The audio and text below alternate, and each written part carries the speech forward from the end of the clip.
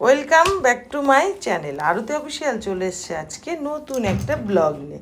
দেখো কালকে সন্ধেবেলা একটুখানি বেরিয়েছিলাম, এই যে দেখো একটু ঘুরতে বেরিয়েছিলাম, আর ঘুরতে গিয়ে কিছু কেনাকাটাও করেছি, সেই সব আর তোমাদের সাথে শেয়ার করা হয়নি। চলো এখন বেরোই, তারপরে রাস্তায় কথা হবে, ঠিক আছে?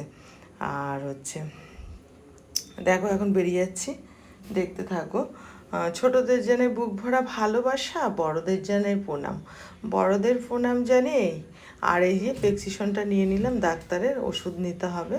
চলো বড়দের প্রণাম জানিয়েই আজকের ব্লগটা স্টার্ট করে দিলাম। দেখো এখন গাড়িতে উঠে বেরিয়ে যাচ্ছে আমি আর দাদা ভাই, আর যেতে যেতে তোমাদের সাথে কথা বলবো। চলো, কাছে দূরে দেশ বিদেশ যে যেখান থেকে আমার এই ভিডিওটি দেখছো, প্লিজ দেখে একটা লাইক কমেন্ট করে আমার পাশে সবাই থেকো।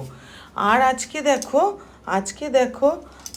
দেখো আমি এই যে বাইকে, মানে বাইক না, স্কুটিতে বসে যাচ্ছি পেছনে।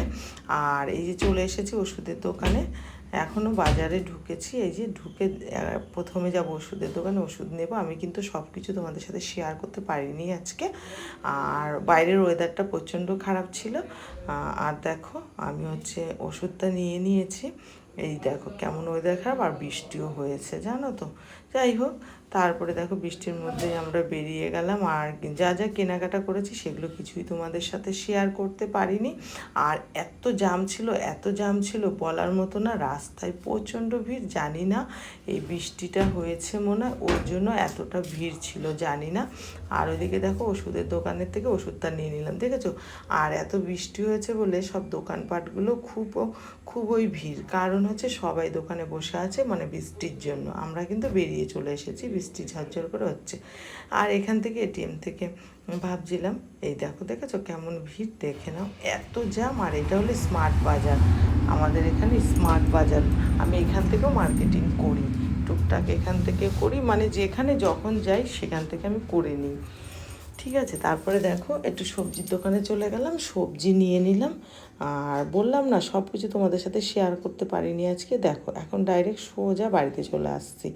আর এই যে বাড়িতে আসার আগেই দেখো এখানটায় দেখো আমি এই যে যাচ্ছি, আর প্রচণ্ড বৃষ্টি। আর এই যে এদিকে দেখো দুই পাশে, আর এত ভালো লাগছে এই পাশে, তাই ভাবলাম এই সিনারিগুলো একটু তুলে তোমাদের সাথে একটু শেয়ার করি। দেখো সবাই আড্ডা মারছে ছেলেরা, আর এখানে সব বসে বসে গল্প করছে। আর এই দেখো গরু, কত বড় না গরুটা।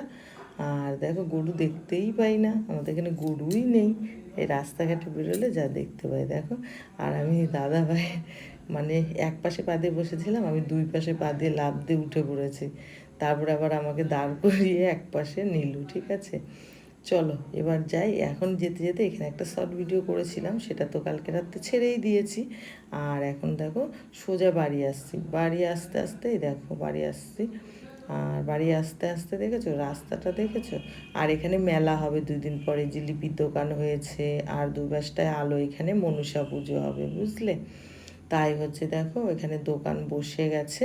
আর যখন মেলা হবে, আমি তো মেলাঘাটে যাই না, তোমাদের তাও পরে আমি দেখাবো। যাই হোক দেখো বাড়িতে ঢুকে যাচ্ছি। আর আজকের মতন এই ব্লগটা এখানেই শেষ করব।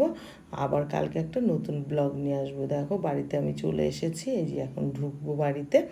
আর আজকের মতো টাটা বাই বাই, তোমরা সবাই খুব ভালো থেকো।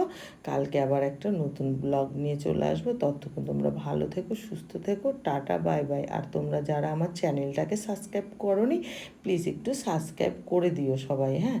তারপরে দেখো বাড়িতে ঢুকে ছেলে বলছে ডিমের অমলেট খাবে।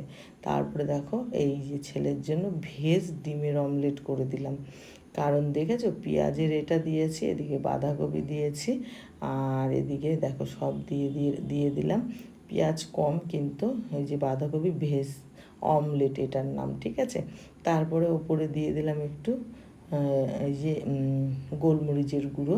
তারপরে সব কিছু দিয়ে এই দেখো ডিমের অমলেটটা করেছি, দেখতে সুন্দর হয়েছে না কত?